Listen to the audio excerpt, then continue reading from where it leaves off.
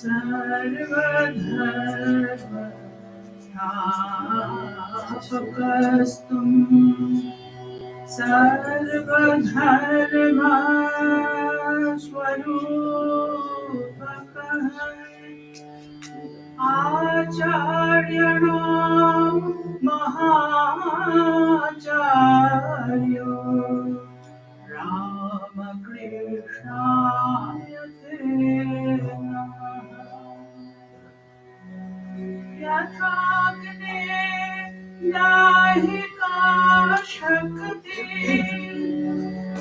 रामकृष्णे स्थिता हिया यथाग्ने दाहिका शक्ति रामकृष्णे स्थिता हिया सर्वविद्या स्वरूपां शारदां प्रणमाम्यहम् शारदां प्रणमाम्यहम् परतते सदा लीला रामकृष्ण समागया यो धर्म स्थापनरत वीरेशं तं नमाम्यहम् वीरेशं तं नमाम्यहम् कालिन्दी फुल्लकमले माधवेन क्रीडारता कालिन्दी फुल्लकमले माधवेन क्रीडारता ब्रह्मानन्द नमस्तुभ्यं सद्गुरु लोकनायक योगानन्द प्रेमानन्द चान्ये वै ये च पार्षदा Ramakrishna गतप्राणाः सर्वान्तान् प्रणमाम्यहम् सर्वान्तान् प्रणमाम्यहम् सर्वान्तान् प्रणमाम्यहम्।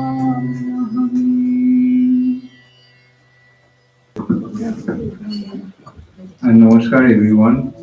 Welcome to Vivekananda Vedanta Center this morning. Namaskar, Swami Kripamayanandaji is with us from Canada, and Buddhadev Guhaji is also visiting with him. Swamiji is here to conduct a session on silent meditation, and he will give us advice how to balance our bodies and minds.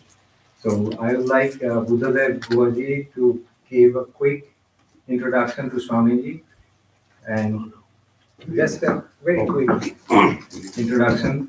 Swamiji has joined the center in 1976, and he will be able to give us the introduction to the reading.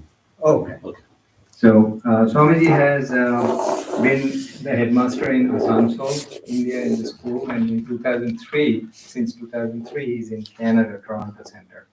And he goes around in different centers teaching people and householders different techniques, how to manage our stress and mind and bodies. Particularly, we'll learn in that retreat today. So there is a session in the morning between 11 and 12:30, and there is a session in the afternoon between 4 and 5. So you will have opportunities to ask questions. You will have opportunities to interact with Swami. and we'll follow his guidance during the retreat, very specific techniques. And that's all very much. Thank you very much. Welcome. And I'll let the music team to continue.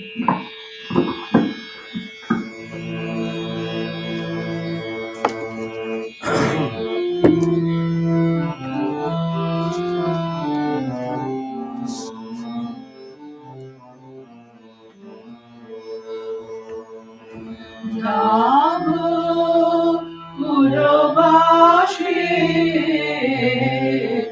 Bhagavato Prema Piyashe Jago Purvashe Bhagavato Prema Piyashe Aji শুভ দিনে কি ভাবো হিছে করুণা রসমধু ধারা শীতল বিমল ভাগবত করুণা রসমধু ধারা জাগো পুরবাসে ভগবত প্রেম পিয়াসী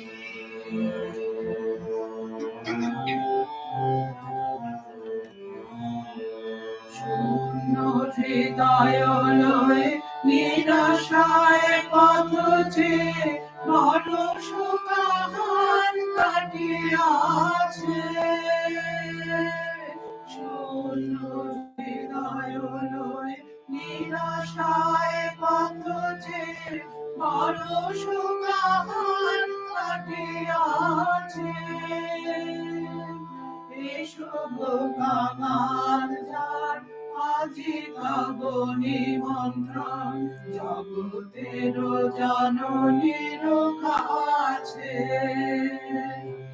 শুভ দিনে কি ভাব হিছে করুণা রসমধু ধারা শীতল বিমল ভগবত করুণা রসমধু ধারা জাগো পুরবাসে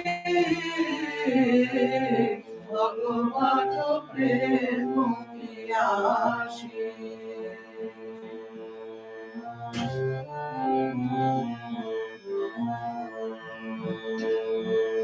আরতি দিন হীন বিরসপদ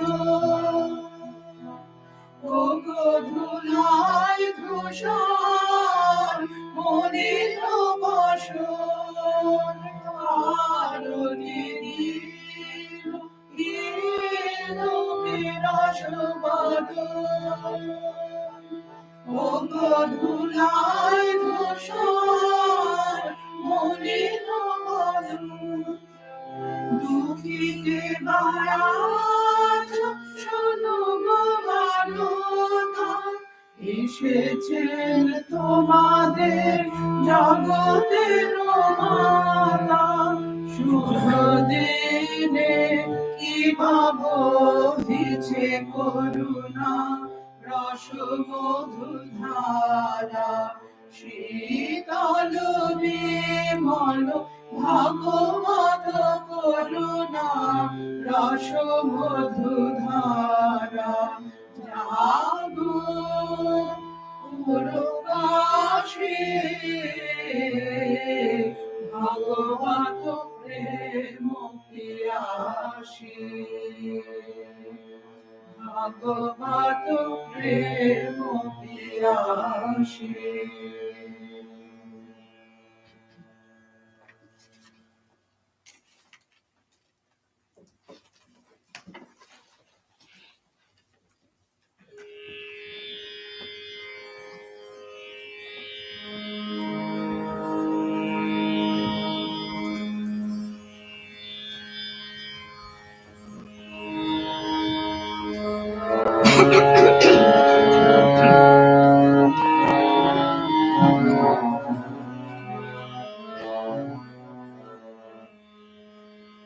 আজি প্রেমানন্দে মনরে গাহো রাম কৃষ্ণ আজি প্রেমানন্দে মনরে গাহো রাম কৃষ্ণ গাহো রাম কৃষ্ণ জপ রাম কৃষ্ণ নাম রাম কৃষ্ণ জপ রাম কৃষ্ণ নাম সুধা রাম মত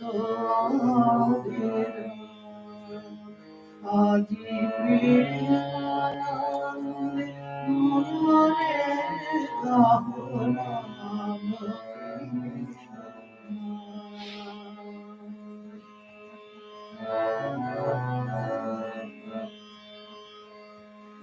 আমারো পুকুর হলো পূর্ণ ব্রজধাম সখাগণ খেলে লীলা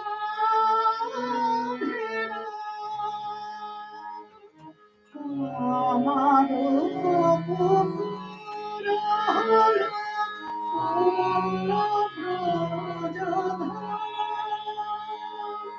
সখাগণ খেলে লীলা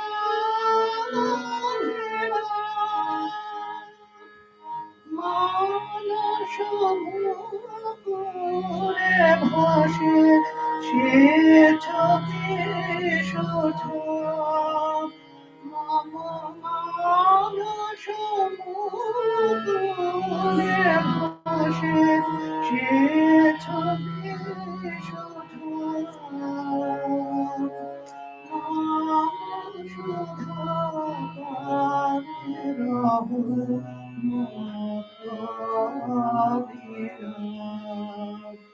আজি প্রেমানন্দে মনরে গাহো রাম কৃষ্ণ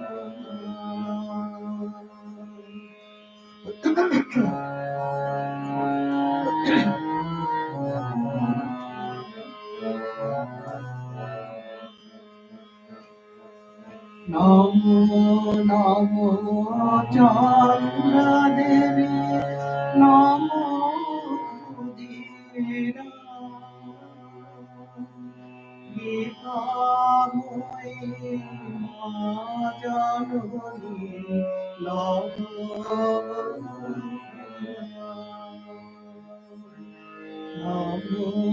নমো চন্দ্রা দেবী নমো ক্ষুদিরা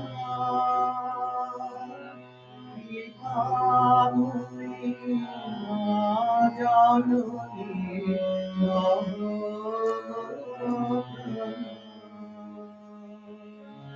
জয় রাম মাটি মাটি চন্দন সমা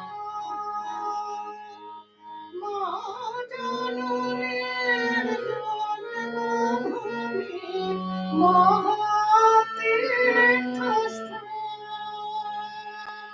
জয় রাম মাটি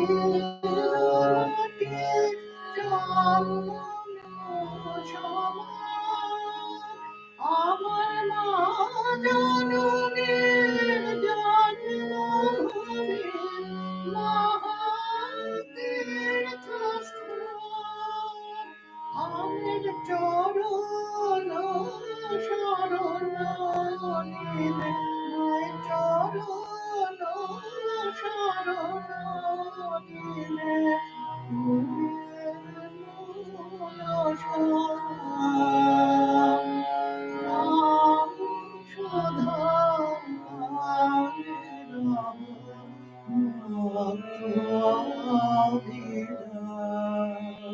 আজি প্রেমানন্দে মনরে গাম।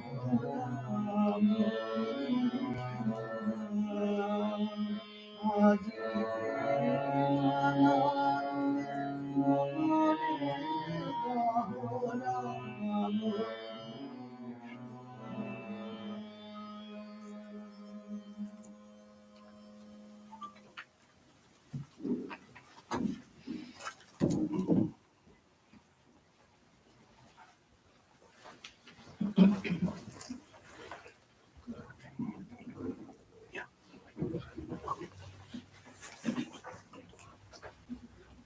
Stand there.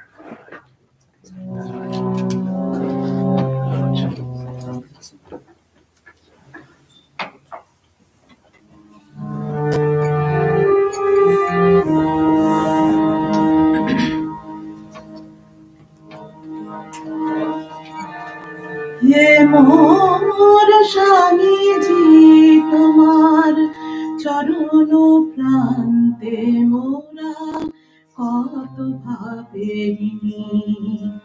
হে মোর স্বামীজি তোমার চরণ প্রান্তে মোরা কত ভাবে ঋণী।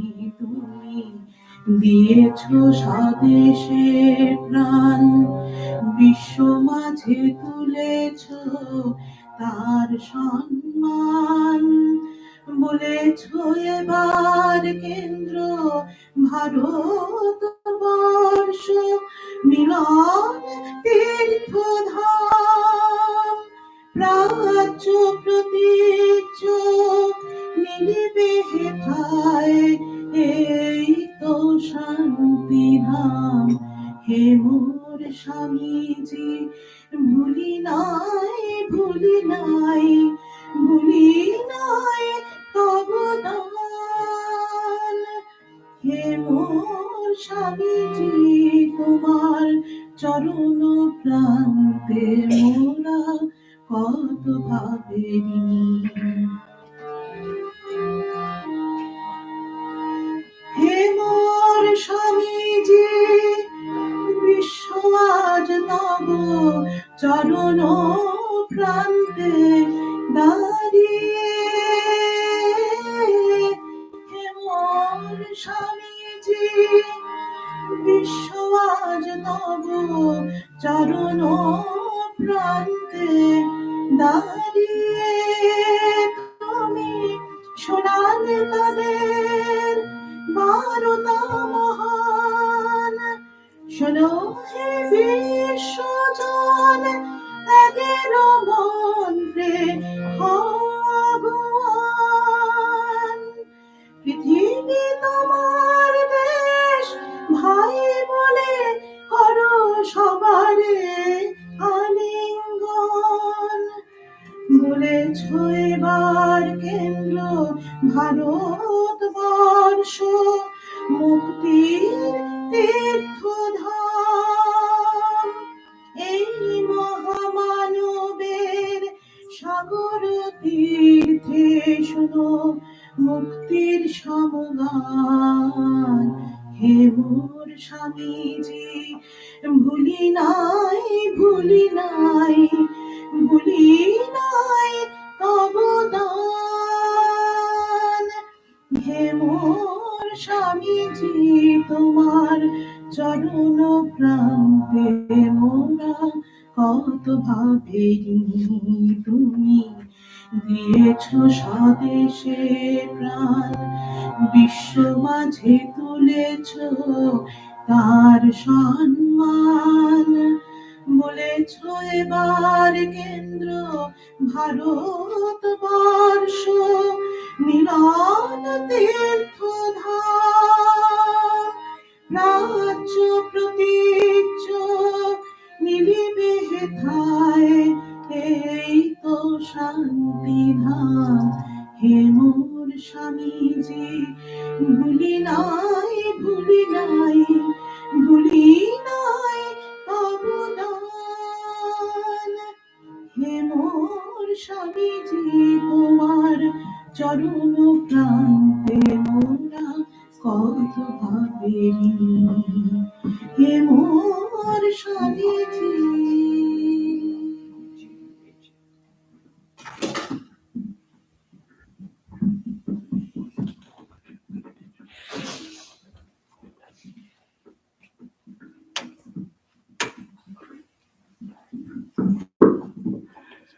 Namaste. Good morning to everybody. Now Sri Buddhadev will read a scripture, and once he completes that, Swami will start his morning session. And I would request Maya to come and that is welcome Swami with the flower. Once the scripture reading is complete before Swami comes. And thank you, Buddhadev, if you can.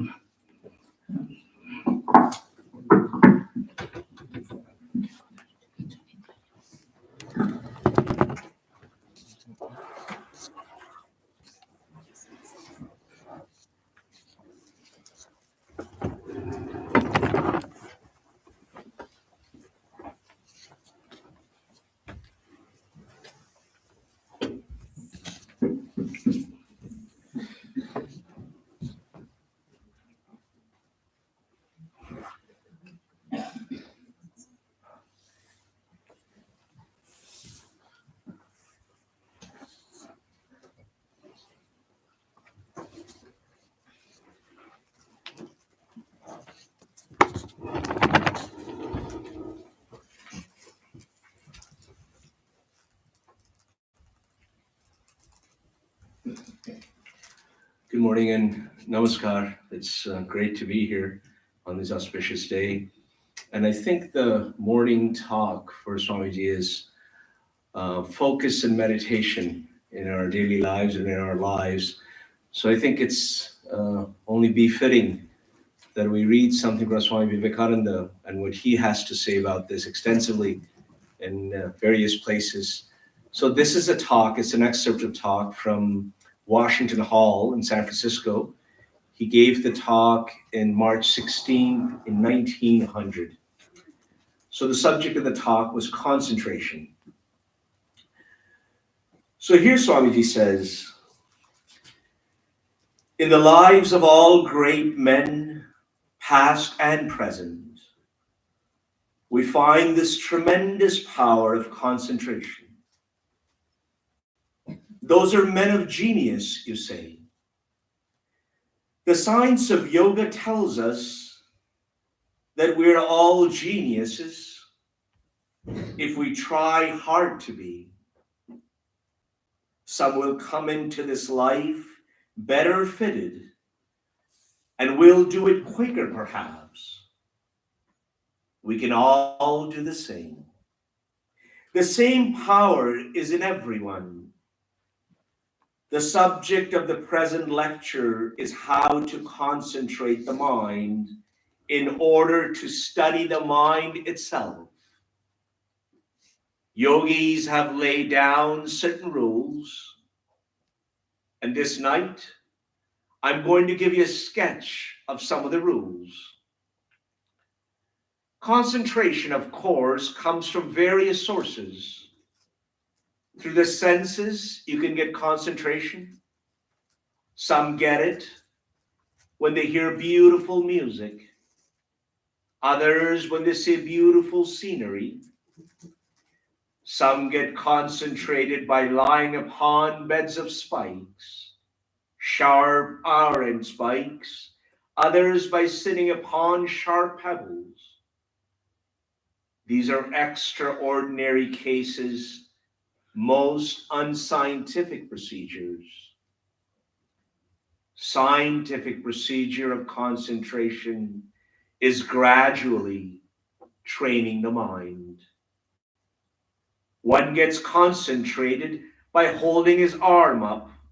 Torture gives him concentration if he wants to. But all these are extraordinary.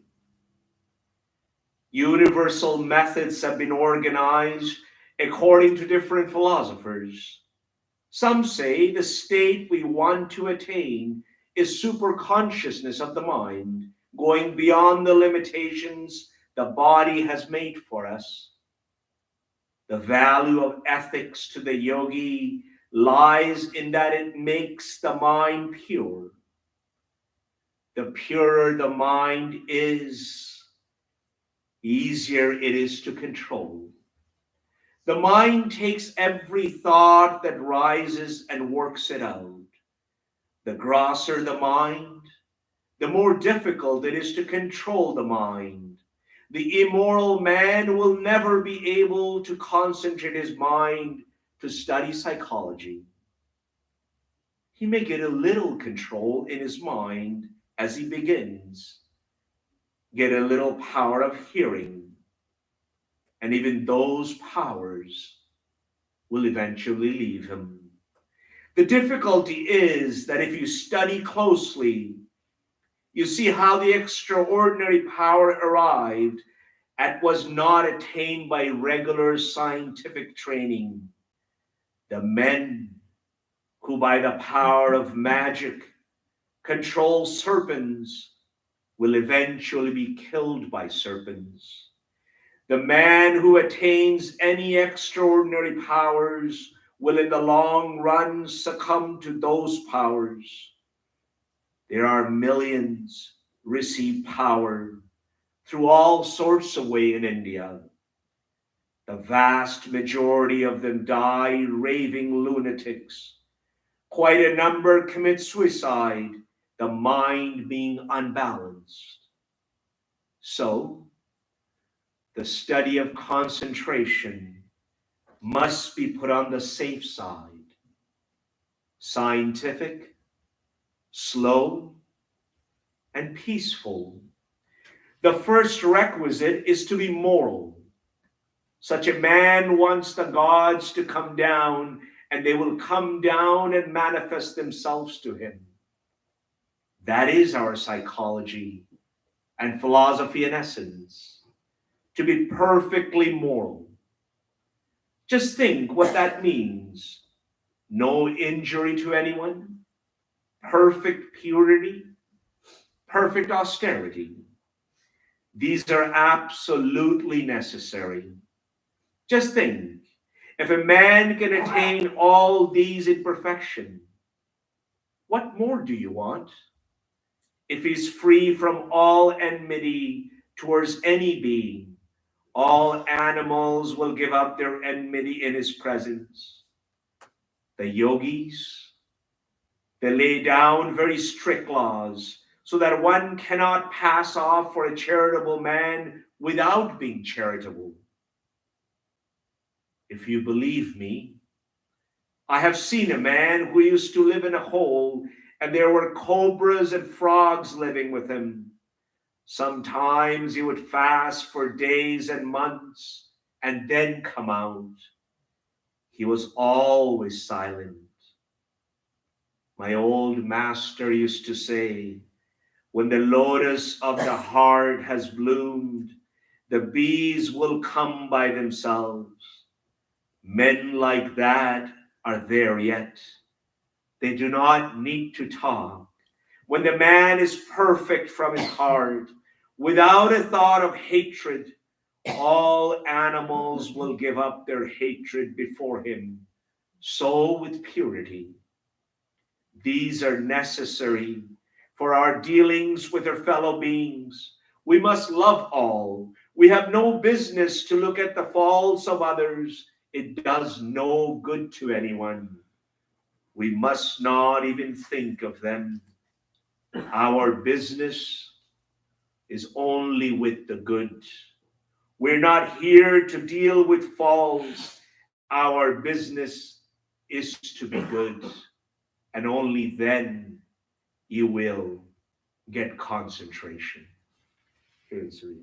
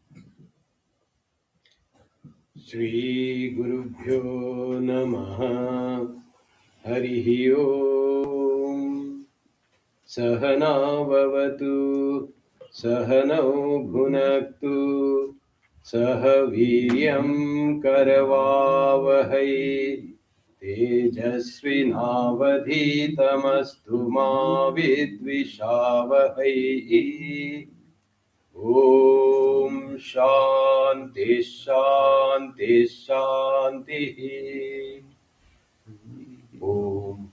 May Brahman protect us. May it nourish us. May we work in harmony with great vigor. May our study be illuminating. May we not cherish ill feeling towards each other. Om. Peace, peace, peace. Good morning to everyone. And thank you very much for inviting me to Connecticut.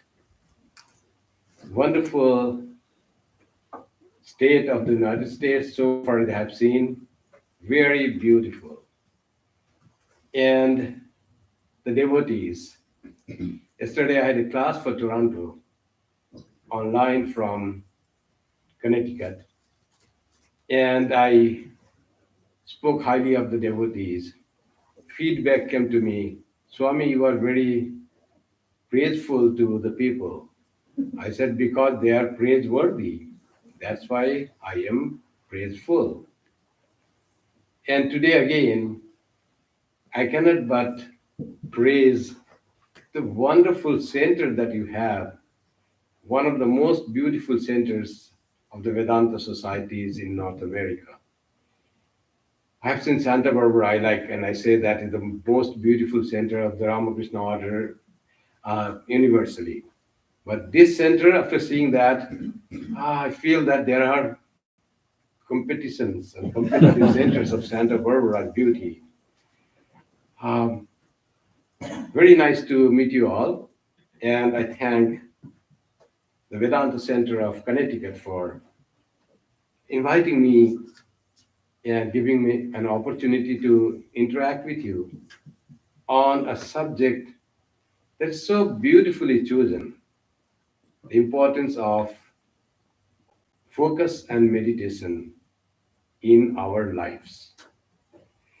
So it includes a big dimension, our whole life, whether we want progress in the world or in spiritual field, all constitutes life. In fact, the Vedanta is such a philosophy that doesn't exclude the worldly life. As it is said, we have to learn. Vidyaya amritam asnute. By knowledge, you get immortality. And in saying that, our Upanishads, the source of the Vedanta, they said, Dve vidye veditabbe, paracha eva aparacha. There are two sorts of knowledge. Both are important. And what is para, the lower knowledge? Apara, lower knowledge. The apara knowledge is shiksha, niruktam, vyakaranam, jyotisham, all the knowledge that we find in the world that we can learn through our intellect. At that time, the grammar, the syntax, etymology, the astrology, astronomy, whatever was there during the Vedic times, we say some 10,000 years ago, all are included in knowledge that is important for our life, not to be excluded. But the Vedic Rishi didn't want to stop there in the knowledge that is immanent in this world. They wanted us to have more, greater, finer knowledge that is called Paravidya. And what is that Paravidya? Paravidya is Yat aksharam adhigamyate. That takes you beyond this whole universe into that subtle world of ever existing reality. That is the reality that is ever existing bliss. That reality is called akshara, that never changes, that ever remains. There is no decay, there is no loss. Akshara. Akshara means loss. Everything that we feel and in this world is always changing and we lose it. And what is that you never lose? That ever remains same. It is eternally same, unchanging. That knowledge, to gain that state, is called Paravidya. Both are important. That's why focus and meditation are important in our life. Our life constitutes, although based on spirituality and strengthened by the spirituality, but not avoiding or not just neglecting the world. In our scripture, it is said, negate the world. Negating is not neglecting. Negating is giving it importance as much as it remains. Don't give it more importance than that. Accept the nature, changing nature of the world. And don't think it is permanent. That is called negating your idea or wish to remain permanently in this world, to remain everything as it is in the world, or as it is when you were youthful in the world. So, negate that idea is what is called, and accept the world as it is, changing, moving, everything fluctuating. That is what the world is. Accept that, enjoy that. That's why in the Ishopanishad it is said, enjoy this world. Ishavasya midam sarvam yat kincha jagatyam jagat tena tyaktena bhunjitha. You enjoy bhunjitha by that renunciation. What is that renunciation? Enjoy the world, it says. This world you enjoy. What is that renunciation? Renunciation is the idea that this world is just material and just as we perceive. This world is more than that, more beautiful than that. The beautiful scenery, as Swami Vivekananda said, meditation that is inspired by the beautiful scenery has also limitation. So you can instigate, but you have to follow the rules of meditation and focus. Then it will remain permanent. Otherwise, it will be dependent meditation. Whenever there is good scenery, nice music, you will have meditation. Otherwise, you will have no meditation. A dependence on something is not the goal of Vedanta. Vedanta wants freedom, independence, no dependence on anything.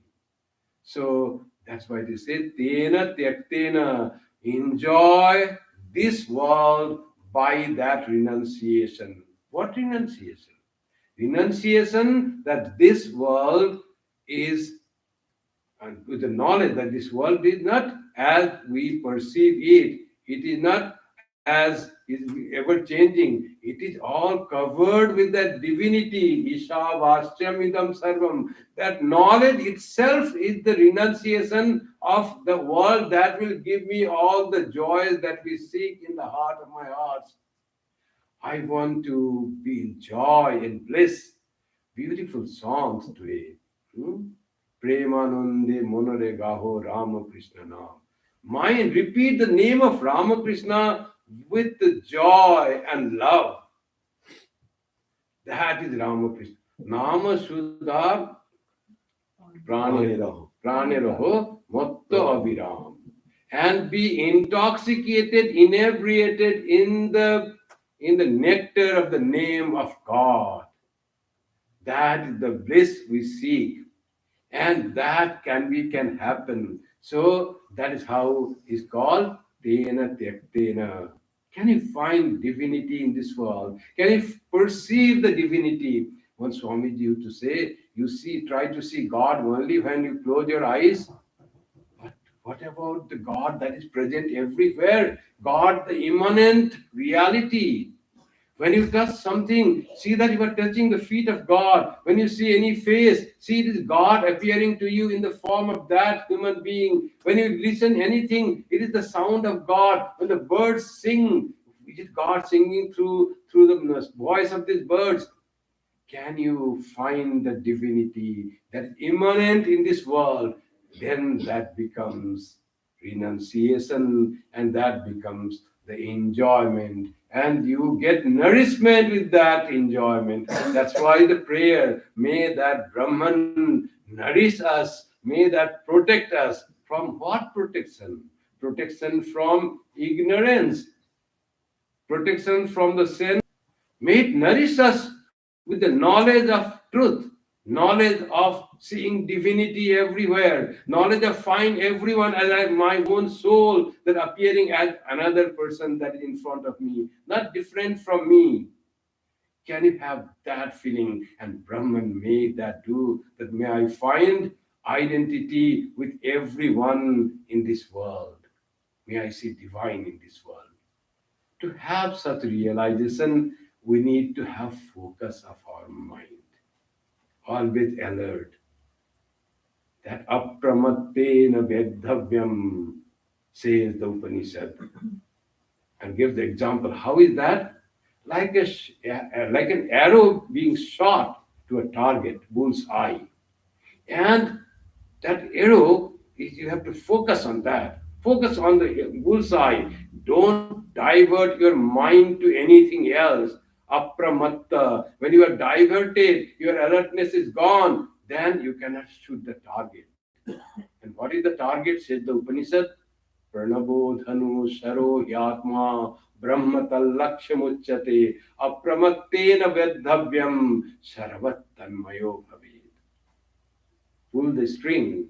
Sharodhanu, Pranavodhanu, Om, Pranava, name of God. That is the bow. And what is the arrow? Arrow is the Atman, yourself.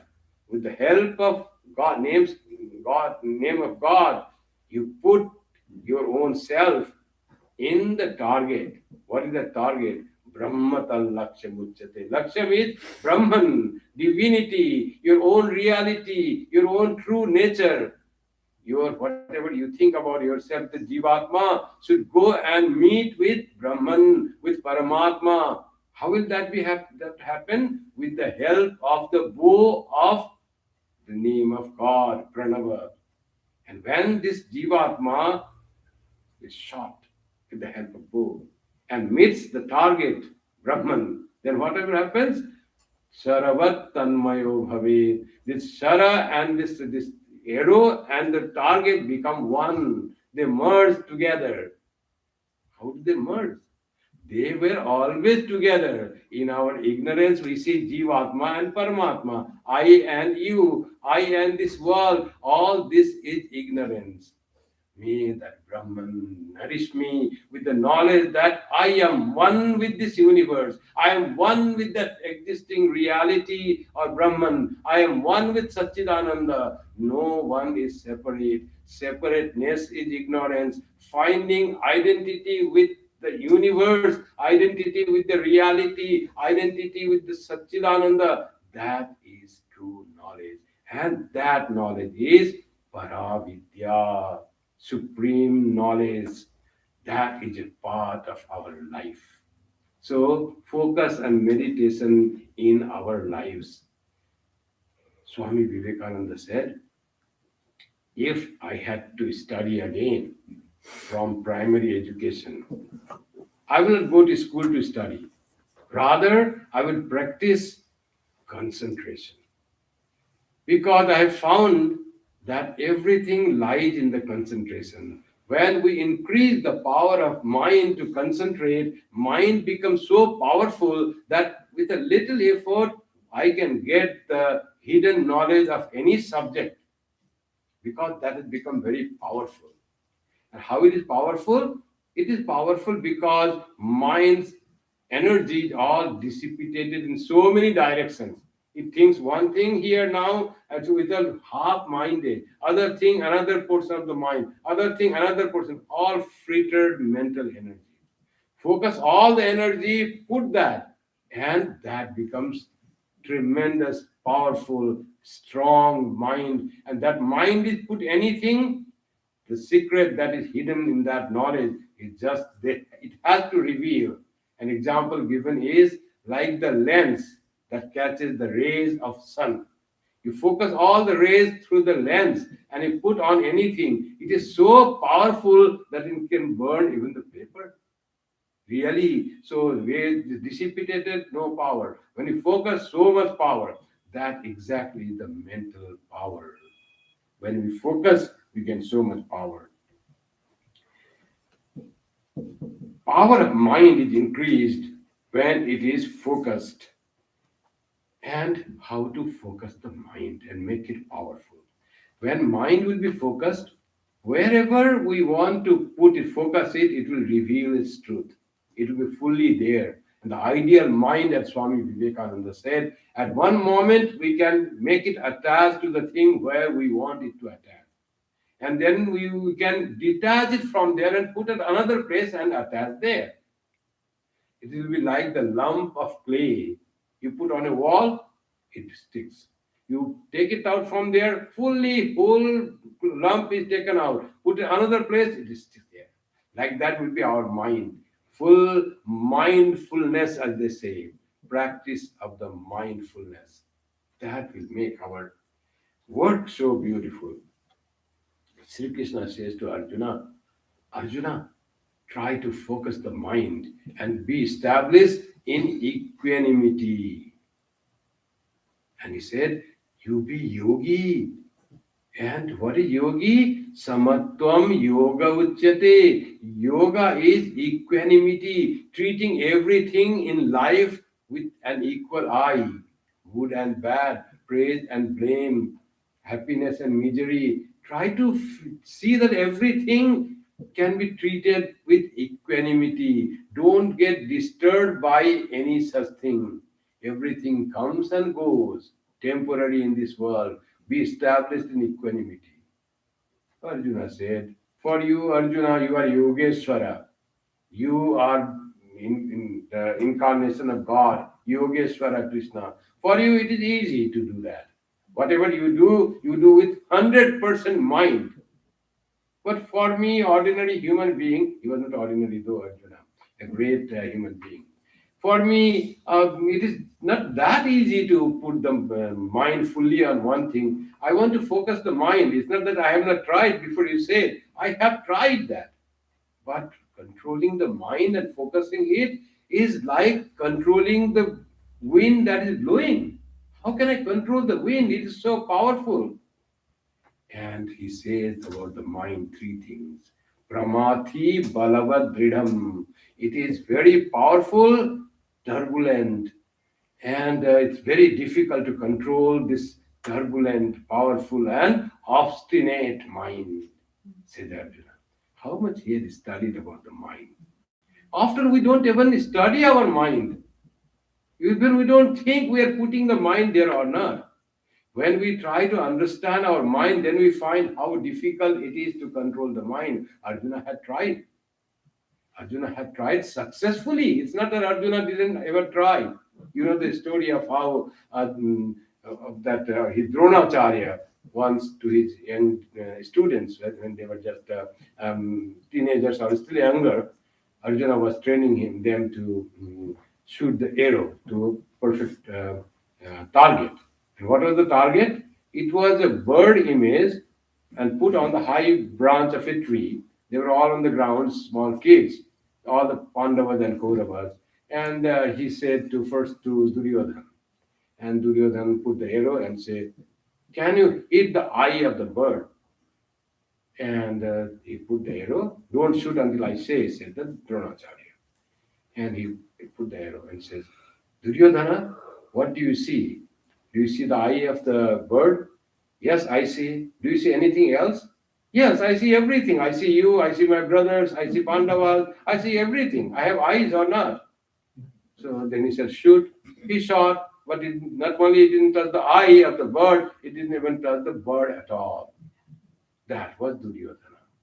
Now comes the time of Krishna and Arjuna. Arjuna, already Then he said, do you see bird? No. Do you see us?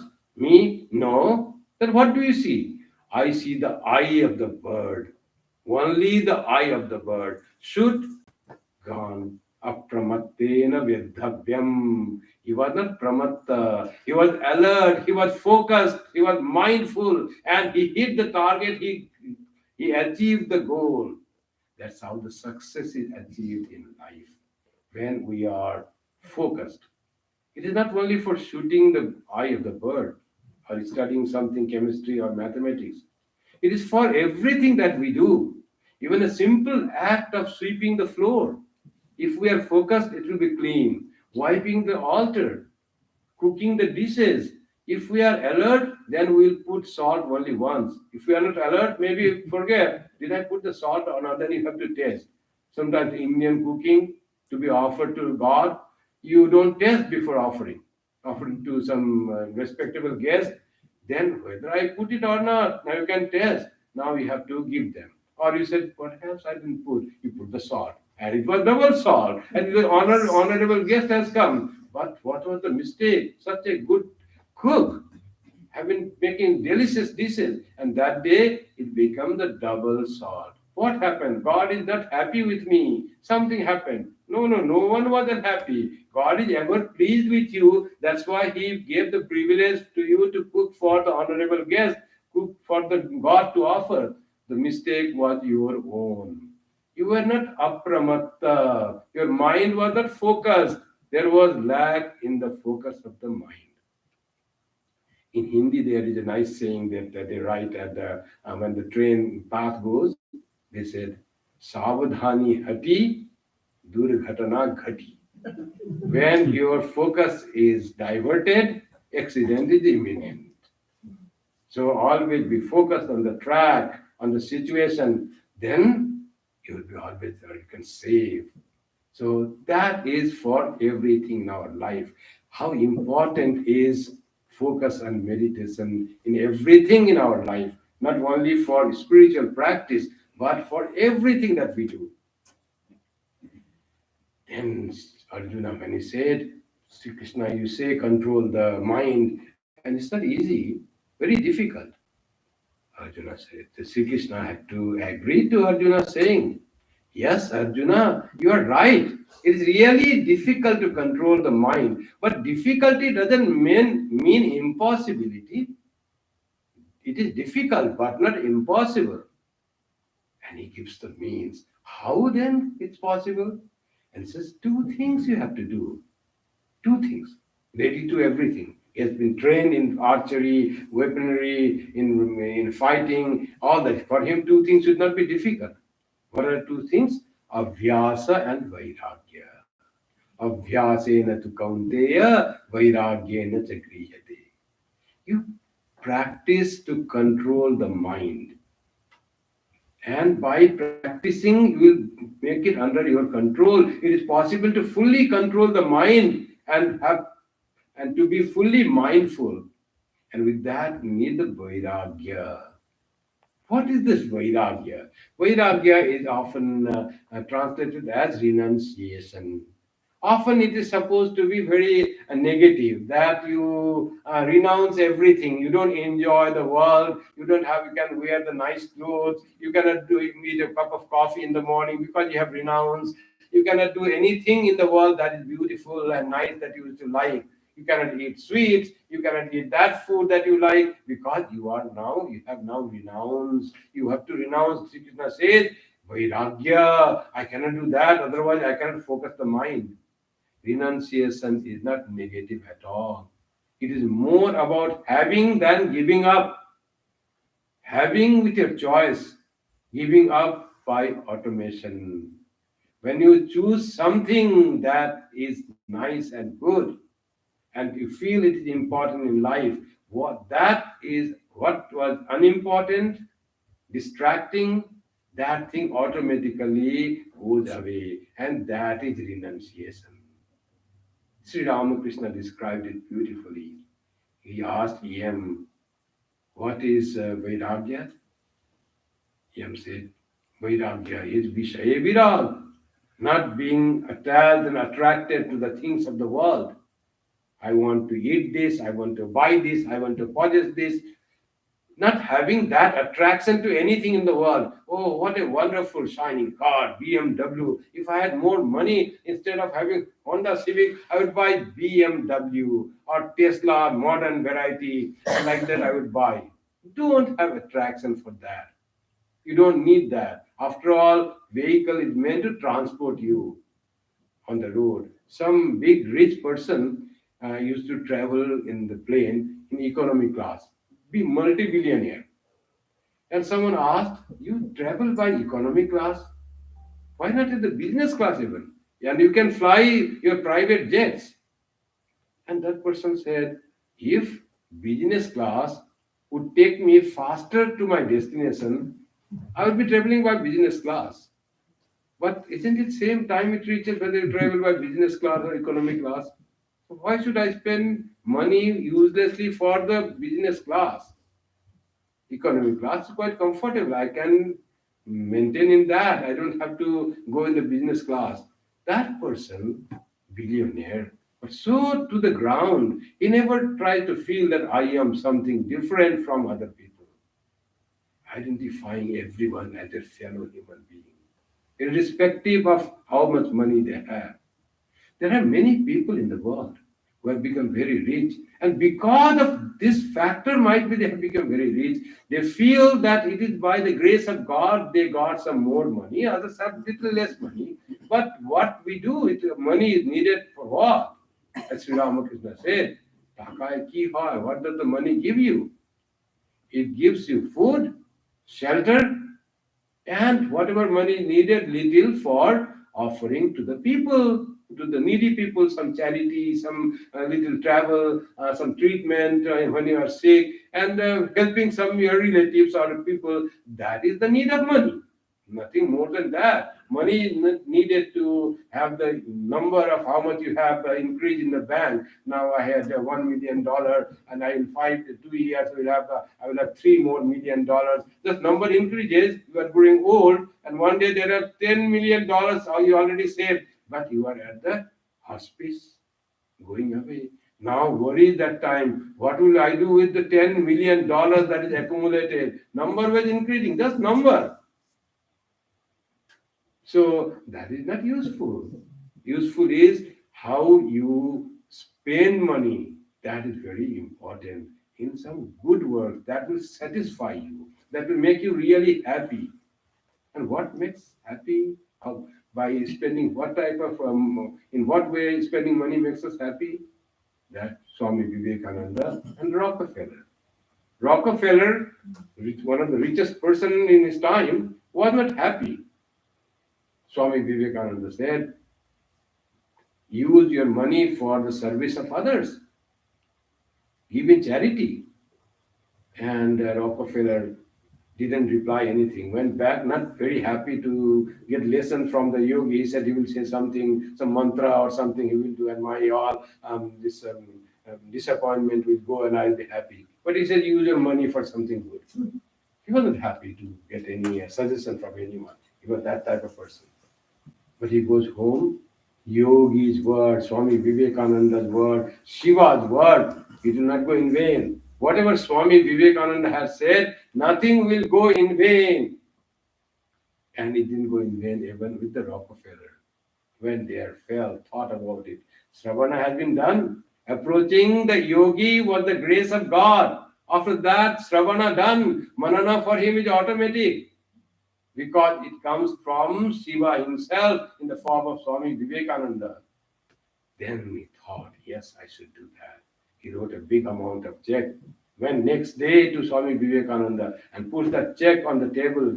And Swami Vivekananda and says to Swamiji, Rockefeller says to Swamiji, Swami, you should thank me now because I have done what you said. Swamiji said, no, it is not me to thank you, but you should rather thank me because I have shown you the right path to do, by which you will be happy, your life, purpose of life will be fulfilled, or the money you have earned will be utilized for the proper thing. That's how When the mind is focused, it always thinks of right thing. And to focus the mind's quality with vairagya, as it said, when M said vairagya means Vishaya Virag. Sri Ramakrishna said, Vishaya Virag. Not only that, Ishvare Anurag Vishaya Virag. Detachment from the things of the world, objects of the world. That will not happen. That will happen only when you have something to love, somewhere mind to keep, and that somewhere is God. If we can love God, anurag, attraction for God, attachment for God, then there will be detachment from the worldly things, and it will be automatic things. Thus, try to love God. How the love for God happens, that is a different subject, but that's how it happens with Abhyasa and Vairagya. Once Priyanath came to Sri Ramakrishna and said, what is the way for us to progress in life, in our spiritual life? Sri Ramakrishna said, you try to focus your mind on God, move towards God. And Priyanath says, but our feet are all in shackles, they're in chain, we cannot walk. Sri Ramakrishna, what are you saying that? You can break the shackles of your feet and you can walk towards God. But we are householders, we are so many tied to so many things. How can we control the mind?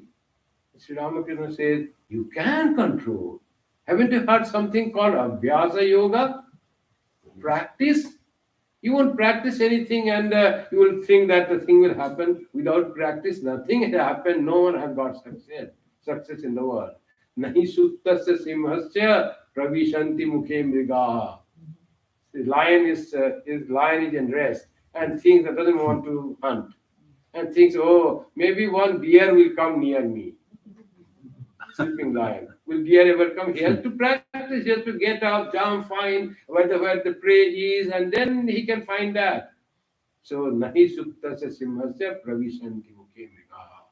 Then what is the way? Uddamena visiddhanti. Through effort, attempt, abhyasa alone, the success comes in life. Spiritual success and success in the world. Pravritti and nivritti both happen by the effort. And this world of senses, attractive, this Maya has created such an attraction to the world. So, charming, attractive, glamour, all is there in the world. But what is its result? And in the language of Sri Krishna, Ehi samsparsaja bhoga dukkha yonaya evate. All these pleasures that come from the contact of senses with the sense object, their ultimate goal or ultimate they lead to dukkha. They are the source of misery, suffering. You eat nice thing, huh? Very nice ice cream, chocolate ice cream, vanilla, strawberry, whatever you like. You had the 2 scoops. Yeah, this is so nice. Maybe I feel like having that. It's very tasty. It's a Baskin Robbins ice cream or some Coartha, we have in Canada called Coartha ice cream, like that. And then you eat 2 scoops, 2 more scoops. At night you feel a heartburn, so much I ate. Dukkha evate samsparsada bhoga. The taste buds tasting the ice cream. That was the pleasure that we were getting. And he thought ice cream has a lot of taste. Ice cream taste doesn't matter at all. When they touch the sense and the sense object, they come together, touch, and ultimate result, if it's excessive, uncontrolled, then it is the source of suffering. Dukkha yona evate, he said. So, focus your mind towards the divinity, towards the reality, towards God. And there is all bliss in spirituality, in loving God, thinking of God, meditating on God. There is no excess at all. Whatever you do is fine. Someone said to Sri Ramakrishna, oh, thinking of too much God, the mind head will reel and person has become mad. What you are saying, thinking of God, Satchidananda, can you become mad? Only when you think a lot about the world and worldliness, only then you become crazy.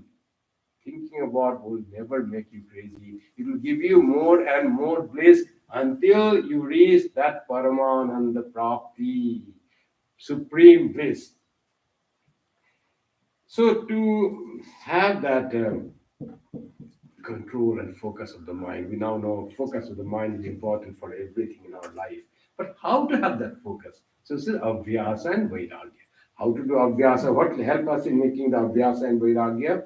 So this mind, we know, is all, Hindu view is that all our mind, the power of the mind, that it goes through our senses. And through senses, it goes and touches the sense objects. The mind flowing through the senses. And then it touches, and then it brings information from the sense objects and through the senses, and it brings back to the mind. And then mind is colored with that sense objects. And according to the propensity of the mind, whether it will like or dislike, there will be attachment or detachment from the objects will happen. If you have already had something in your mind, some attraction for something, for money, for name, for any wealth, for anything you had, it goes out and suddenly you get the information of that. Suddenly you think, oh, if I could have this, if I could possess this. This idea of mind is the vritti arises in the mind, waves arise in the mind. If your intellect is not strong enough to quell that wave, to subside that wave, to have that, oh, if I could get this car, if I could eat this food, and that is harmful for you. Now, intellect has to come and say, no, that is not good for you. Then mind will obey. And that's how intellect will guide us to what we will do. It will have our mind under control, and it will make our life smooth in the journey of human life. So to have that powerful, purified intellect, in fact, powerful and purified is the same thing. When intellect is pure, it becomes powerful, and you can direct it. So for that, to have the powerful intellect and control over the mind and it focus it, we need favorable inner climate. And for that, as Swami Vivekananda said, and Buddhadev was reading from the complete works of Swami Vivekananda, that we need to practice something to make inner environment beautiful. You see this today, so nice it looks, nice sunshine, not very warm, not very cold, no snow falling. It looks so beautiful. Our outside weather is so good.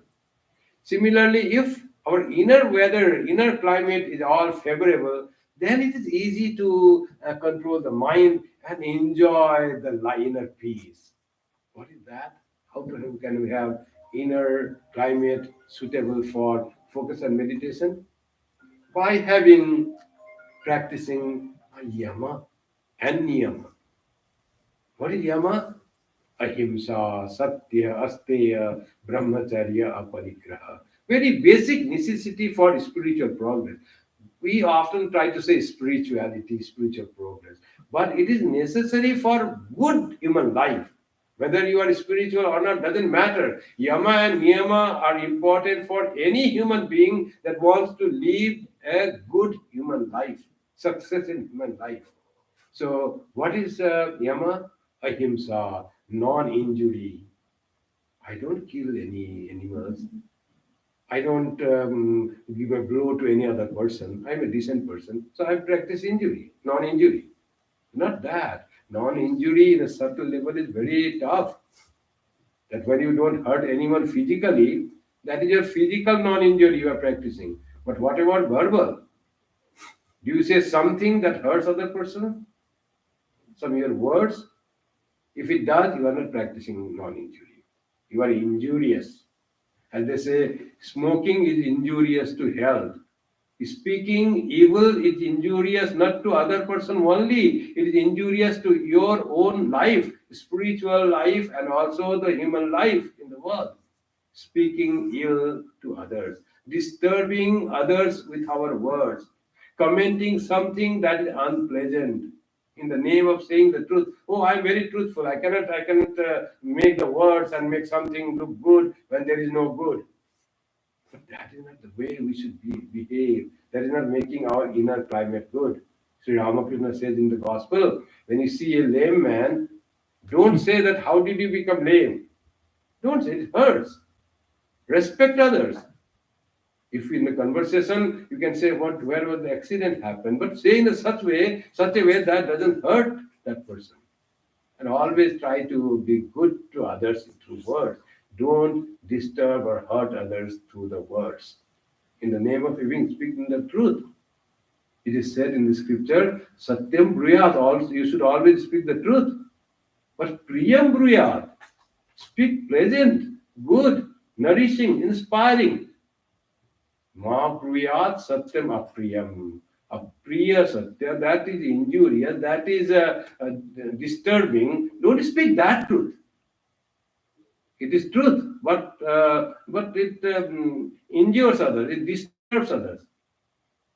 Don't speak that truth. Priyam cha nanritam bruyat. Another is very sweet. But it is not, it is false, it is not true. Don't speak even that word. What is unpleasant and truth, don't speak. Pleasant and truthful, don't speak that also. Then what to do? Keep quiet. Why you have to speak everything? Keep quiet. So that's what ahimsa, that's how we do ahimsa in verbal. Still ahimsa is deeper. When you do injury through thought, someone disturbed you, someone troubled you by their action or words or behavior. Now what is our reaction? We then say, oh, I will see that person once. May something happen to that person. That is also injury in mind. That is also himsa. It is also equal like giving some through physical himsa, injury. So we have to practice ahimsa in our mind also. Don't think ill about others. Think that thing happened. People are different kinds. They think that way. By someone doing something, someone insulting you, sometimes say, oh, he insulted me in front of everyone. And if someone has said something to you in front of everyone, and those words are untrue, and that you are not like that has described, that untruth already dissolves. It doesn't hurt. It doesn't touch anyone. It never touches you. So ignore that. Rather, the person who tries to insult you, that person falls in the eyes of others. Nothing happens to your prestige or honor. Rather, you're not reacting to such words will raise your esteem in the eyes of others. What a wonderful person. That person came and said so many things, but that person didn't react. What a self-control. What an equanimity. I think that is said in the Gita, Samattam Yoga Uchyate. And Arjuna said it is difficult. Here I see my friend, he can practice Samatva. People will praise. That depends on how much self-control we have, how much we give up ourselves in the words of others. Whatever others say, you don't have to dance in the tune. Oh, you are so good. Nothing is so better than you. You look like angel. I say, oh, I look like angel. Let me go and see in the mirror. You don't have to dance in other things. You are such a bad person. So ugly you look. This dress doesn't match with you at all. Then you go, oh, really, I look bad. But no, ignore what others comment about you is. That is very flimsy. Have your own self-esteem and don't dance in the tune of others. Be independent. That's what the freedom comes. When we are strong mentally, then we are free and we don't dance. Purer the mind, easier to control. How to attain the mental purity? We will see that in the afternoon session. Holy company, that helps in controlling the mind and having the focus. And holy company, someone asked Sri Ramakrishna, what happens by holy company, sadhu sangha, satsang? Sri Ramakrishna said, it ignites your wish for God, to be with God. Some divinity is ignited by the holy company. Something you will talk about, noble something good. And holy company is not the person, one person coming and talking, or some Guru clad person comes to you and you all gather together and that becomes holy company. Holy company is whenever in any company we think and talk about good things. Some good thing, some divine things, they are very nice, talking about some incarnation, some Leela of Krishna, Rama, Sri Rama Krishna, beautiful, Jesus, wonderful. But all that is not possible. We are often we hesitate to talk about Sri Ramakrishna. Oh, they will say he's trying too much to promote, or that person thinks too much about he knows and wants to show how much knower and well read that person is. If you think that way, talk something good, something good about any person, anything, something nice. But mostly our conversation goes on the negative side. Poni pocho is in Bengali. Poro ninda, poro charcha. That is so palatable. You talk something ill about others. Huh? Something that person is not good, that person this is that, bad, and you know what happened to that person doing that, and that has no taste, and always brags about himself or herself. Like that, poni pocho, poro ninda, poro charcha, talking ill about others. That becomes very palatable. When two persons meet, they talk about a third person. That is a long conversation goes on. You know that person what did? Yes, yes, yes. And the person who started said few words, and who was listening jumps to it and starts talking more about the ill about that person. And the conversation goes on there on that. And after that, both people thinking only about the bad side of that person all get their mind contaminated, come out very disturbed, angry, and no spirituality at all. Most unholy association. When those both people come together, praise about that person, talk about bury that person, and say something good about that person. That person, when we are talking about that person, is too much self-praising. This person says, yes, that may be true, but how beautiful she cooks. Her taste of this cooking is so nice. And when she sings so nice, like a divinity, that man sang, like that, you praise something, and when you come out, and then the things will add up, and it becomes holy association. Satsanga. We can have satsanga among ourselves. There is lot of sadhuta in us, lot of holiness in every one of us. Let us rouse that, rouse the fire of Homa, that where we can put the oblation. Both person, when two fire, two woods are in friction, they are rubbed with each other. Some wood, arani card they caught, and the fire comes. And how you use that fire is up to you. You can put oblation for offering to God in that fire, it becomes Homa, and you can burn something, some good thing that becomes destructive. So like that, when we two meet, when we talk about something ill and bad and negative, it becomes destructive, evil thing. It's a sadhu sangha. Same two persons.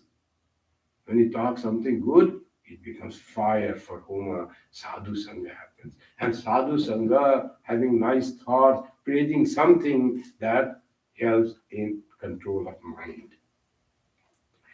I said about the discernment helps, and one thing that helps in when you practice meditation, you know this yama, niyama, asana, pranayama. Asana, how do we sit? That is important. Pranayama, this breathing is important thing. It has been found that when we are in meditative mood or we are fully concentrated, then our breathing becomes rhythmic, slow and rhythmic. And this Patanjali and who studied the mind, they saw if concentrated mind, when mind is concentrated, our rhythmic respiration, breathing becomes rhythmic. What about to control the mind? Can we use in the reverse way? Make it rhythmic breathing. Will it make mind calm? Yes, that helps. So pranayama is really helps when you do. Pranayama is little dangerous. We don't talk much about pranayama in our order because when it is not done properly with the not proper lifestyle for a longer time done, it might have reverse action reaction on our brain. So what is recommended is nadi shuddhi or deep breathing. You breathe deep and you exhale and then breathe in the same rhythmic process. Do it for some time. It helps in meditation, the practice of meditation. Need of harmonious human relationship. That's what I was saying. Jesus said, when you come to offer flowers at the altar of God, and you find you had an altercation with your brother, put that flower beside. Don't offer it on the altar of God. Go back to your brother. Reconcile with him. Make him situation good. Then come and then offer. Only then your offering will be accepted.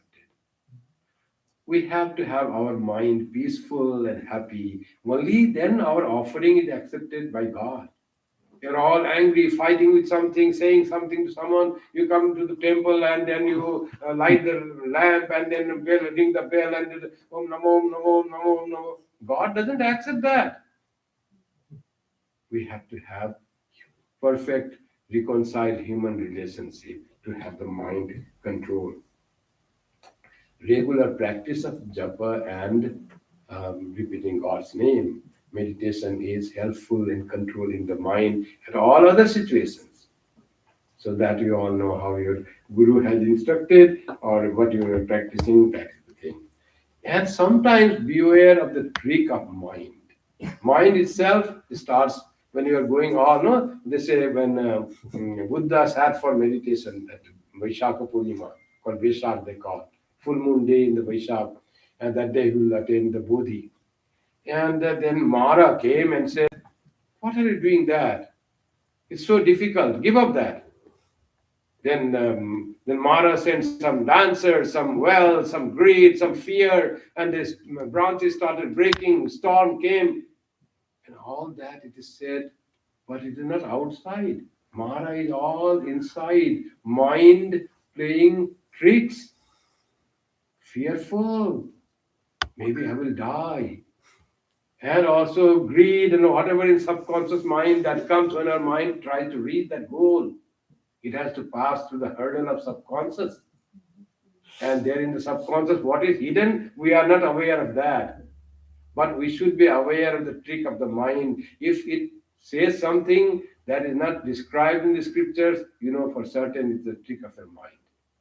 And you have to proceed further. Don't give up your attempt to progress spiritually, and you will reach the goal. And sometimes mind is so tricky and always it tries to deceive us. It is not well practiced. And often morning time example is always given. You ring the bell, you were a little late to sleep last night, you had some work, and instead of sleeping at 10, you slept at 12. And then morning, 5 o'clock, you get up, and that day mind said, and morning you have been always doing japam and meditation after washing your face, etc. And that day you were late to sleep, and mind says, last night you were late to sleep, and today is Saturday, holiday, you don't have to rush for office. You will do japam a little later. Now why to 5 o'clock only? Today it will be 8 o'clock, sleep later. And then 8 o'clock you wake up, then there is phone call, there is receiving something, guest was already settled to come. No japam that day. What happened? Who did that? My late sleeping? No. There was some work, some need, that's why you slept late. But what was there? Your mind played trick to you. That little late you get up and it will happen. You should not have listened to the mind that time. Beware of the trick of the mind and do the things punctually and regularly. That will help in your spiritual progress in maintaining focus and meditation in your life. When there is good meditation, good japam, whole day goes good. You're dealing with your colleagues, your work quality, everything goes so nice because you had good meditation in the morning, half an hour good meditation in the morning. Whole 23 and a half hours or your whole waking hours go so different than other days. So people will say something, they will criticize that they don't mind. Some people do something on the road, no road rage.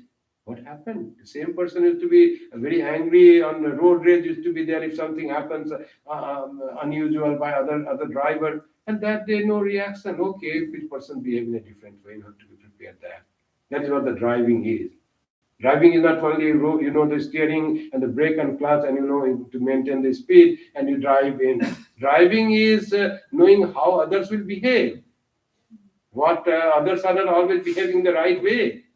Managing with others' unrightful behavior. That is a part of driving, and you have to be aware of other people will be different in attitude.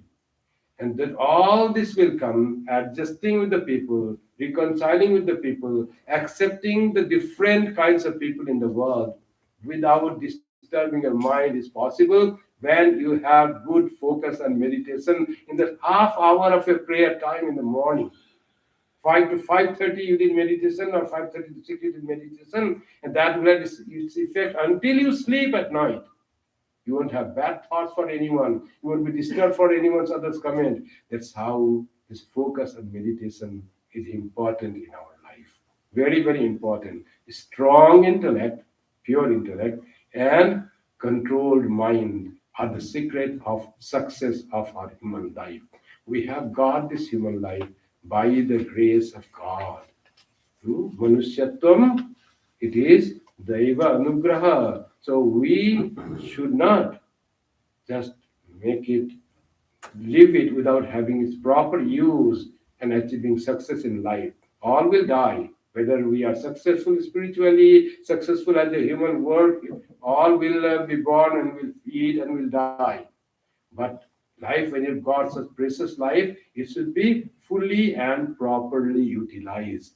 As one human being is properly utilized, can become like Swami Vivekananda, whose influence and service for every human being, inspiration for others will be there. We may not be like Swami Vivekananda, he was a rishi, but I will be like a small lamp that will shed light around myself. People will find things in that light. If I am spiritually, I am perfect, I can utilize my life to become my mind pure. In that purified mind, happy person will make others happy. This happiness is also, you can make, if you are happy and unselfish, it becomes like contagious. Other people seeing you will be inspired. Oh, that person does so much. You see, Rakhi Das. I should not praise one of you because all of you are like Rakhi Das, so many good qualities. And she's so selfless, serving so nice, she has kept her house so well for the guests, and so many guests come there and leave. Make fit, the Swami will come, guest will come, everything so done at this age. How much she has maintained everything meticulously, and that unselfishness makes everyone happy, and she is also very happy in mind. Like that, I just gave the example of Rakhi.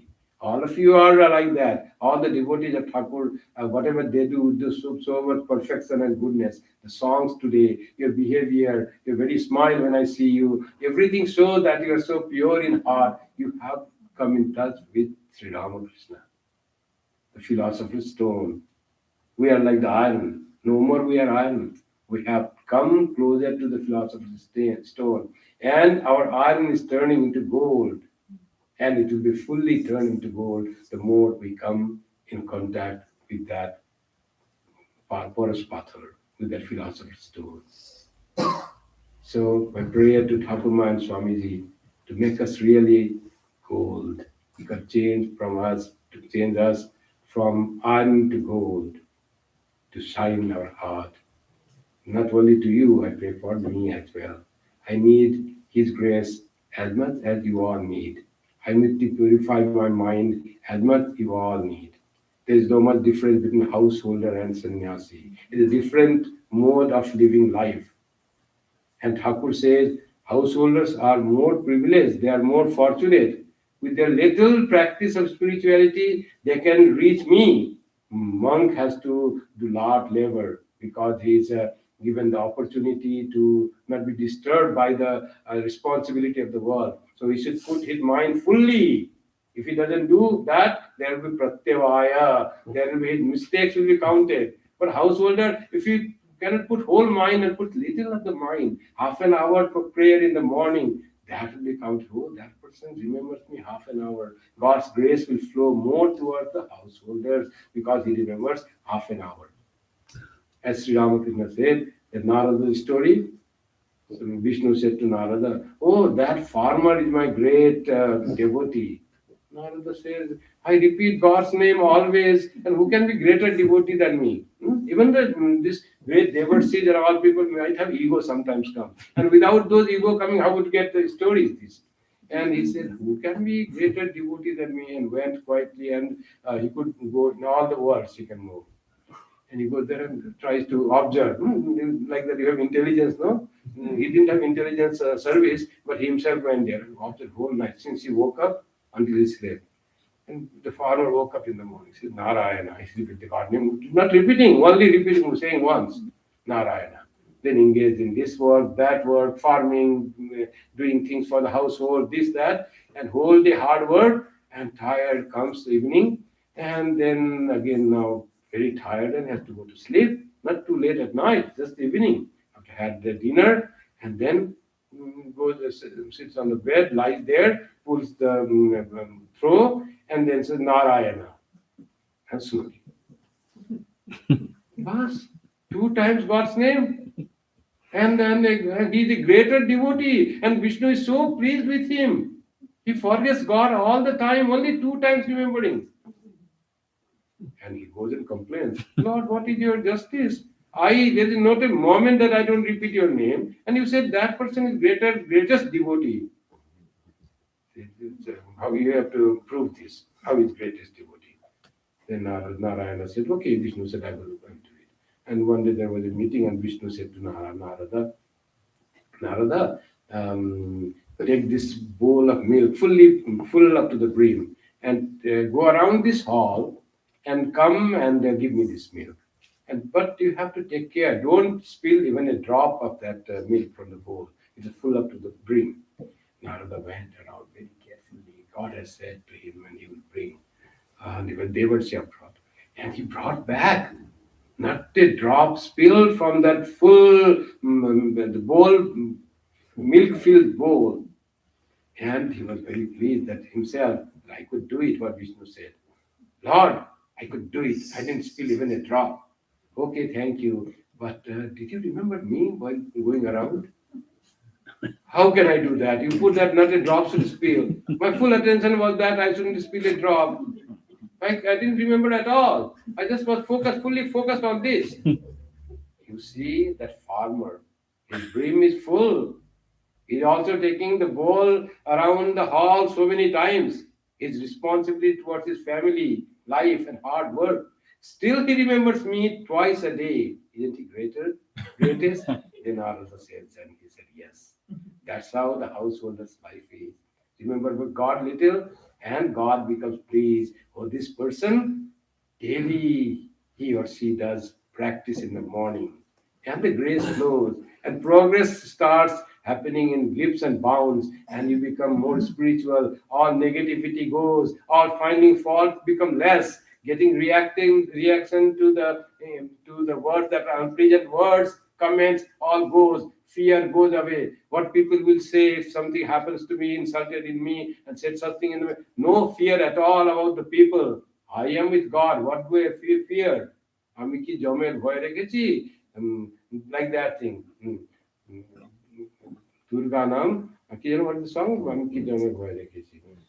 There's the song. Singers will know. The first line is there. I am with the Divine Mother. I repeat the name of the Divine Mother. Do I fear the God of death? Like that thing. I am with the Divine Mother, Holy Mother. I am with Thakur. Do I fear any insult or something will happen? Nothing will happen. That is the strength, fearlessness, and joy that we can get through our regular and punctual spiritual practice, and mind purified through Abhyasa and Vairagya coming automatically through Abhyasa. Abhyasa, Vairagya, Abhyasena Chikunteya, Vairagyena cha grihate. You can have hold on your mind. So, with these words, I conclude the talk. Now we have the session for controlling the mind. While controlling the mind or sitting in meditation, there are some deviations, some obstacles. One of the common obstacles is mind being diverted, trying to think one thing, and the mind flows to something else. So it doesn't stay. Mind is like a child. You are trying to sit down there, it won't do. Child always move or sleep. That's the small child they do. Either they move or sleep. So you are taking that child and say, "Can you sit down?" So you have to little casual the child. Don't force it. Just say, "Can you sit down?" Prayer. That prayer to God may mind be settled down. One is that it diverts. That's one obstacle. Another obstacle is you sit down and mind is also not disturbing, not thinking many things, not going here and there, but it falls to laziness. Somehow tiredness, laziness, and it goes to sleep. That is another common deviation in the practice of focusing the mind. So for this tiredness or laziness, one thing is bigger attempt has to be. That's more dangerous. It's more difficult to conquer. More visual, and you have to try to keep yourself active by looking at the image or whatever you are meditating upon. Whenever you feel that you are feeling tired or sleepy, open your eyes and look at that, and then closing the eyes makes you sleep, then meditate with open eyes. That may stop you from sleeping. Little more practice for the diverted thoughts, that takes it away from the object of meditation. Pratyahara is bringing back to the object of meditation. Sometimes we are not aware. You are meditating on some object like Shiva, and your mind went and find that the driving was too rash, that person did. Shiva, driving was rash. Oh, from Shiva, so that person was driver was the name of Shiva, and then you remember that you were driving 6 months ago with that person, and suddenly when something came, he sped over, and suddenly obstacle came, and he had to stop with the crash on the brake, and that is true rash driving. So when Shiva and the driving well, like that the mind flows, and you are not aware at all. So whenever you are aware that the mind has diverted, bring it back to the object of meditation, and that's called pratyahara. In Ashtanga Marga of the Ashtanga Yoga, the pratyahara is one of the process by which we can attain focus. Now let us try to do the meditation, and let us see how much we progress, how much we are successful.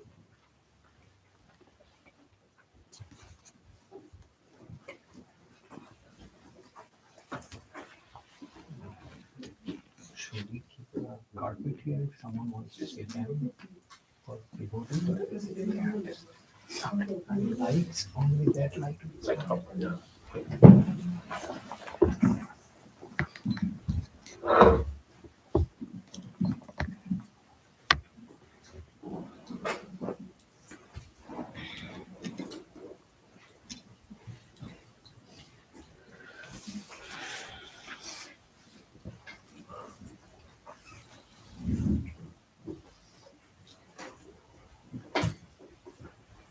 To meditate,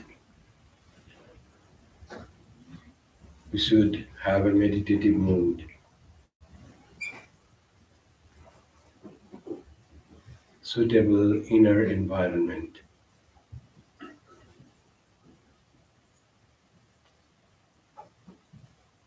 Outer place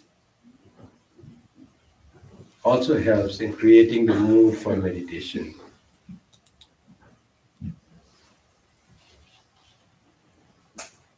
We are in a very peaceful hall, the prayer hall of the Vedanta Center of Connecticut.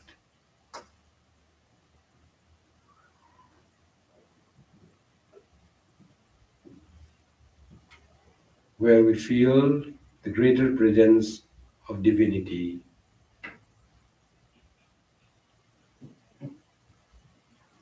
Your prayers have been arranged. Name of God has been repeated. Worship of God has been done. And an ambience of purity is there all around us. We are sitting with the pure-minded devotees of God, who have all come without any selfish interest.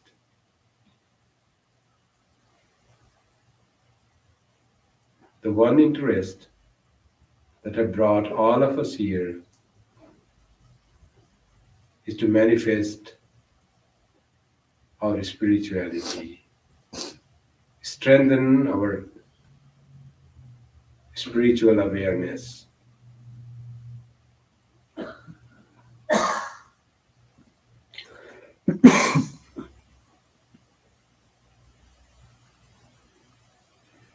We are blessed to be chosen to be a part of this ideal.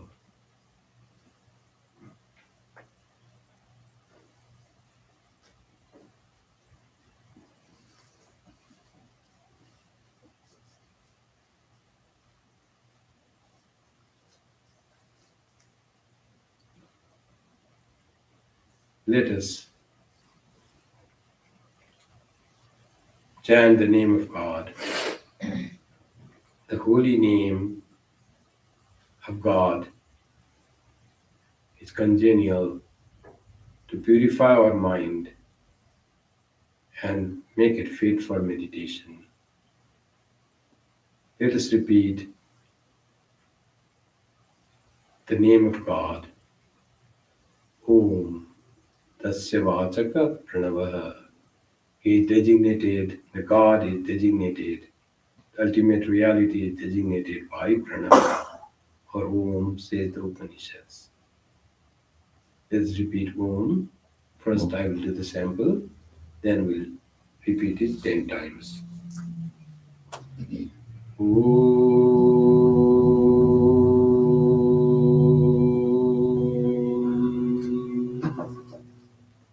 Please join me 10 times.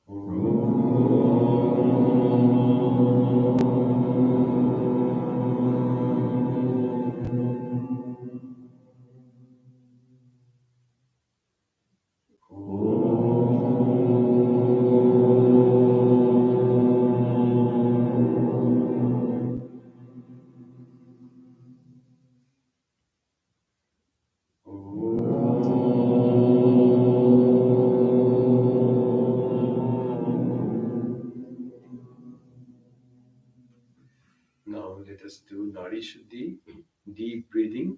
Fully fill your lungs and then exhale in the same speed rhythmically.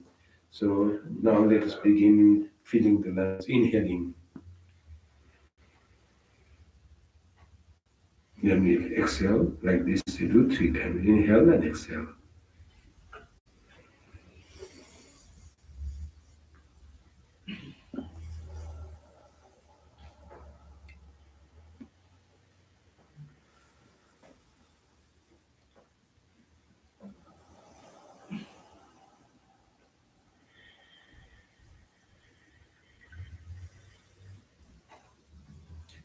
When there is more time, we could do 10 times any practice.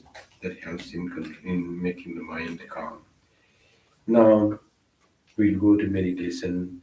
Let us today meditate on Sri Ramakrishna. You can meditate on any ideal that you love most, on Shiva, Christ, on Durga, Kali, any ideal. Let us today meditate on the form of this divine form of Sri Ramakrishna. So, hope you are sitting erect with eyes closed and the hand put on your lap. Uh, and let us now imagine a light in the center of your heart. Just imagine there is a point of light in the center of your body inside. That light is growing, slowly becoming bigger, like a ball of light. It's the light of your Atman, Atma Jyoti, that represents your true self, self luminous, soothing, blissful.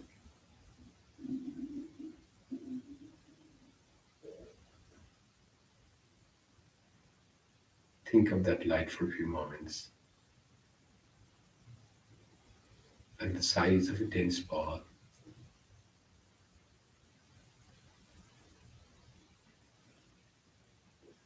From it, the rays are emanating and permeating your whole body from inside.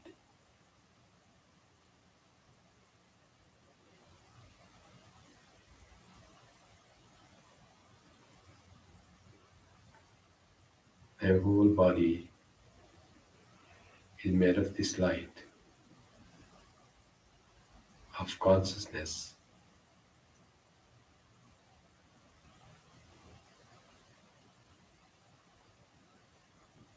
Now imagine the ball of light of the Atman takes the form, the divine form of Sri Ramakrishna.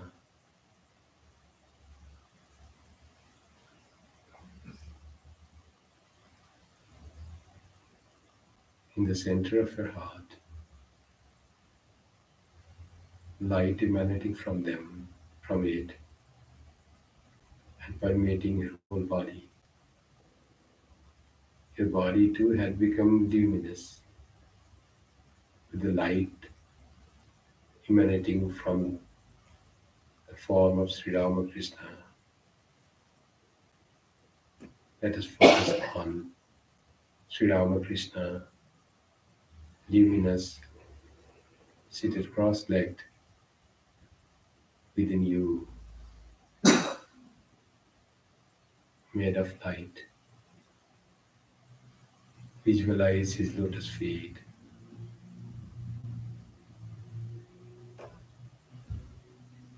Touch it. Soft and blissful.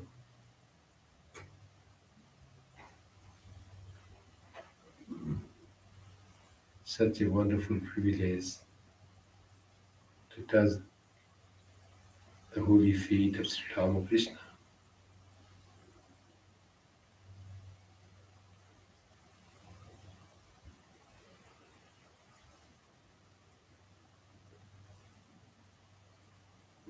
Now visualize his legs.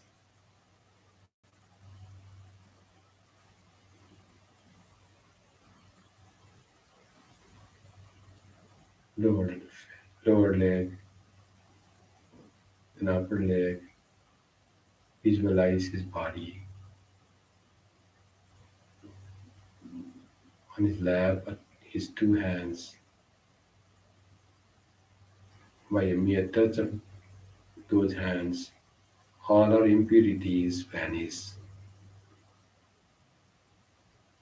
They give us knowledge and devotion. Those hands clasped together on the lap of Sri Ramakrishna.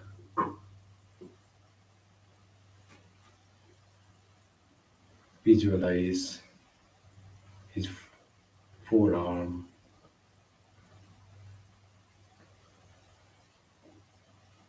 upper arm, all made of light.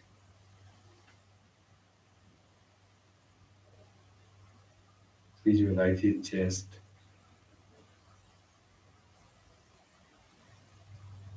and the cloth that runs through his body from right to left.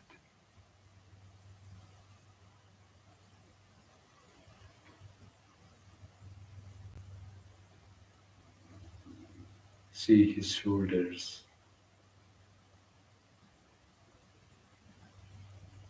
and the neck.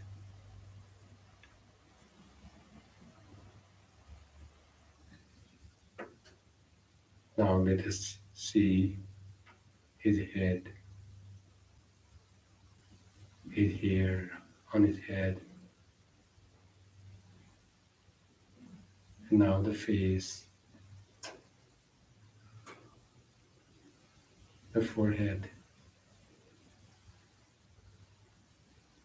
eyebrows,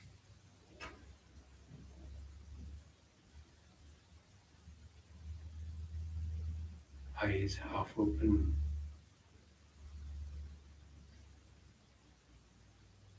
see his eyelashes and the mustache and the cheeks with beard.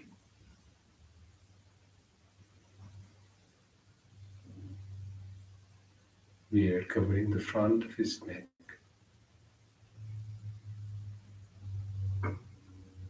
And his eyes and his ears.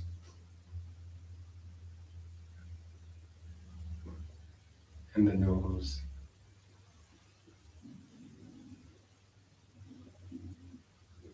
And his lips. His beautiful smile. The joy of meditation. His thoughts fully merged in the divinity.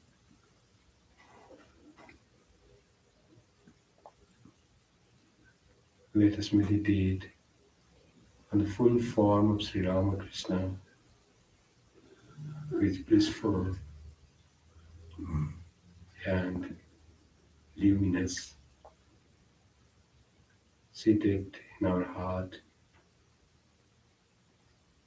with the rays of light emanating from his body, has permeated our whole body, which too has become luminous in the light of the effulgence of our chosen ideal. While meditating on Sri Ramakrishna, you may repeat your Diksha mantra, or the mantra that you got from a guru, in your mind. And if you don't have Diksha mantra, just repeat Jai Sri Ramakrishna in the mind. But think the divine form within your heart and visualize the luminous form.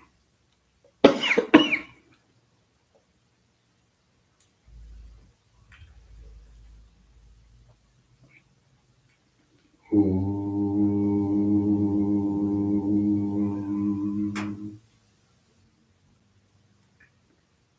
Whenever your mind thinks something else other than the divine form of Sri Ramakrishna, bring back that mind to Sri Ramakrishna in the process of the practice of pratyahara.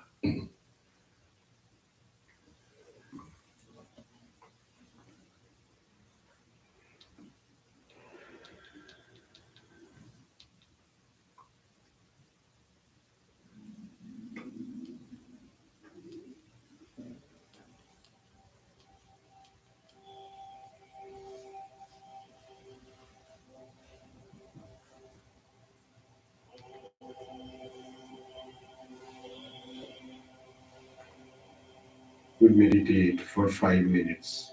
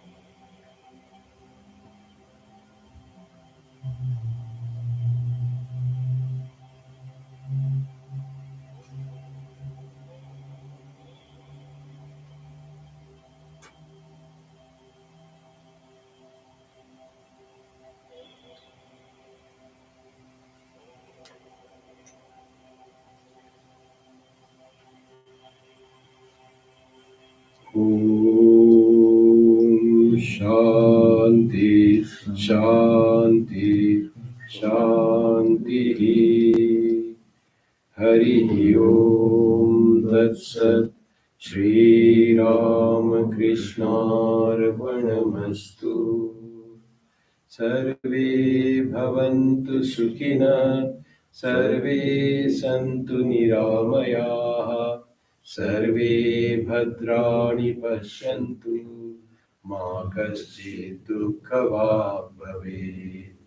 Durjana sajjano bhuyat, sajjano shanti mapnuyat, shanto mujjeta bandebhyo, bandhaschanyan vimocchayet. Jananim Sharadam Devim Ramakrishnam Jagadgurum Padapadme Tayo Sritva Pranamami Muhu.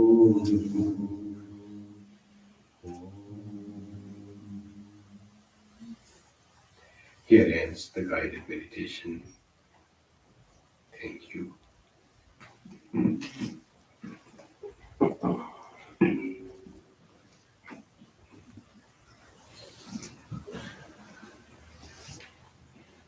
Thank you, Swami, for taking us on the path to focus on meditation over the last 90 plus minutes.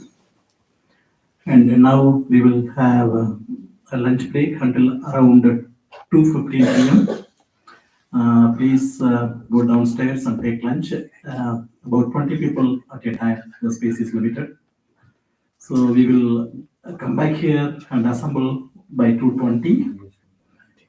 We'll be having the choir making the divine offerings and the performance at 2:30 p.m. sharp. So we'll meet here again around 2:20. Thank you.